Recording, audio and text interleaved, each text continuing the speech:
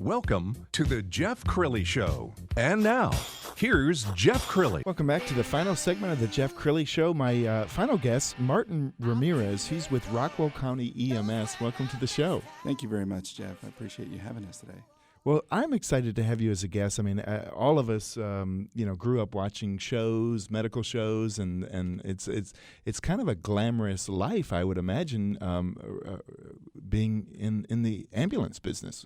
Sometimes it would seem that way. There's a lot of pause. There's a lot of sitting around. And as one of my friends said, 95% sheer boredom punctuated by 5% sheer terror. Right. So we do wait on the calls, but when they come in, we need to be prepared. And that's one of the main things that we do at Rockwall EMS is that we are very prepared. We really want to prepare our paramedics, train them to the highest standards that we can, and then when we send them out there, make sure that they do a good job.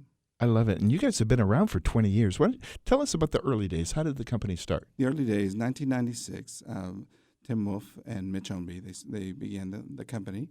They really began out of a need. They saw that the services that were there that were being rendered to Rockwall County were just not really to par. They felt that they could do an improvement. They could improve upon that. So they took it upon themselves to seek out the contract with Rockwall County. And they were awarded that contract and have been there ever since. All of this, in the essence of Rockwall EMS, is to bring the medical care that the patients need, at the most dire time. So, of course. Well, a lot has changed in 20 years. It's one of the fastest growing counties in the state. How many ambulances in the early days, and how many today? In the early days, 2 ambulances, and one for the east section of the county, one for the west section of the county. And today we have as many as 5 ambulances. We do have some ambulances that come up during peak hours, and in addition, a supervisor vehicle. So you start seeing these more and more. A rapid response vehicle that is staffed by a supervisor. I'm one of the 3 supervisors. I've been doing this for 22 years, and I am by far the least experienced out of the 3. Wow. So we have 3 of us running around in the Medic 80, as we call it, our supervisor vehicle. We go to the most acute calls, so the patients that really, really need us. We have a third set of hands, so the 2 paramedics that are on the ambulance plus the paramedic supervisor. And in Rockwall County, we were blessed to have 2 paramedics on each of our ambulances, as opposed to other services that have an EMT and a paramedic. Right. I got to imagine this is a very rewarding job for you, Martin. My company, we tell people stories. I have a public relations company, but I'm not saving lives. I mean, you're saving lives every single day. We do have the satisfaction of seeing that happen often. Now, just the other day, I was talking to some Boy Scouts, and they asked me, "So, tell me some of the things that that really that have you felt, something that really has changed you." I said, "Well, as early as about a year ago." We were running a CPR. Someone was unconscious, unresponsive, not breathing. Their heart stopped. They were in a parking lot. And we responded to that call, and we did all that we could. And we did make a very positive change for this very young lady. Wow. When I think of someone that's under 50, I think very young, very, very, very young. So she went to the hospital. We heard later that she left the hospital. Great. A few months passed, and the hospital asked us to come back. So we have an award for you.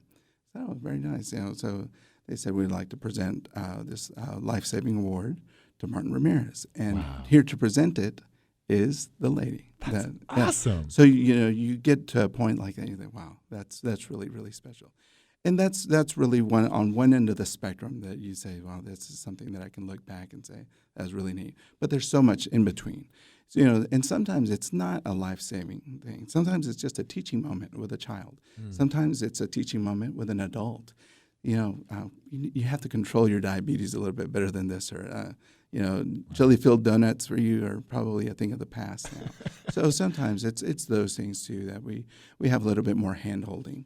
So, I've got to imagine that over the years, a pregnant woman rushing to the hospital, but the baby's not going to wait for the hospital.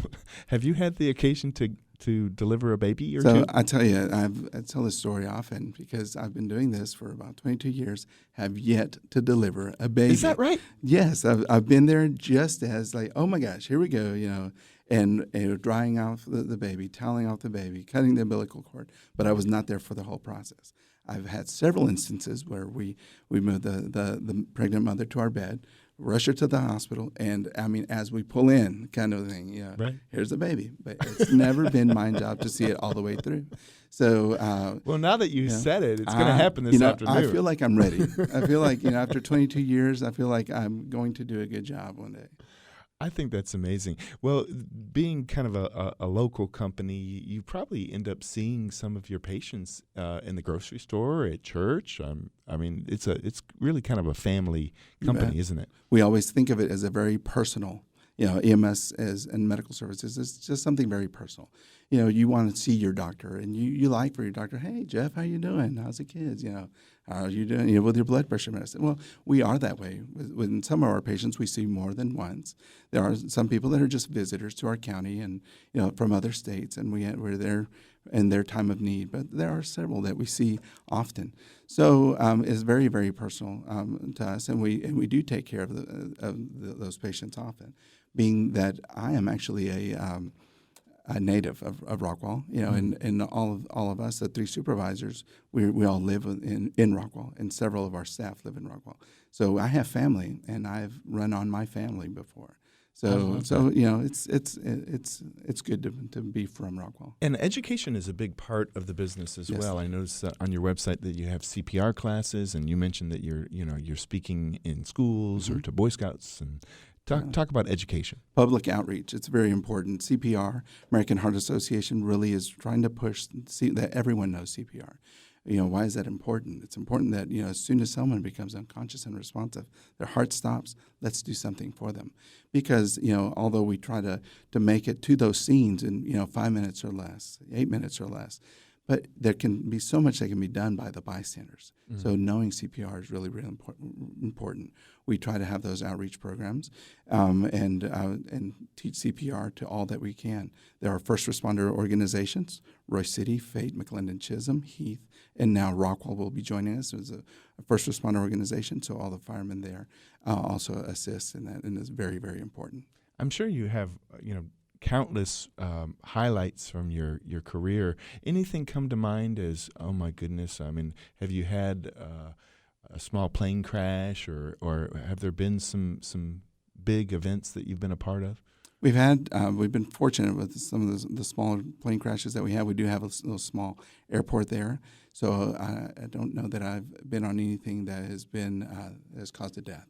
Yeah. Fortunately, there are some calls that, honestly, Jeff, I couldn't even start talking to you about them because it would upset me because they're so bad. Of course. But there really are so many calls that I reflect upon that, some of them, especially now, crumple zones, airbags, and you see the car, you pull up and you think, oh my gosh, this is going to be bad. Where's the driver? Oh, that's me. Walking around. I'm fine. My leg's a little sore. Wow. I can't find my phone. That's the worst part of their accident. So it really is amazing, the technology. We've seen it. We see it. We see like, wow, these cars hold up. And these cars hold up. Did you ever get anybody coming up to you even years later saying, you saved my life? Yes, I have. And, recently I had that happen. And actually just 2 days ago I was at my mom's house and I said, oh, hello, this is my friend. And, oh, nice to meet you. It's like, we've met. Like, oh, really? Like, yes, you came to my house. I was sick. This. Wow. Yeah. Well, I have to imagine that part of your business, you almost feel like a counselor because you're seeing families sometimes at a critical stage. Mm-hmm. They've got an emergency. Yes. And maybe you have the right words at the right time. Right. And often, I tell the new paramedics as you come up, when you're at someone's house, they've invited you to their house and they're asking for help. Also know that it's not just them that you're taking care of. Very often, it's their family that you need to take care of.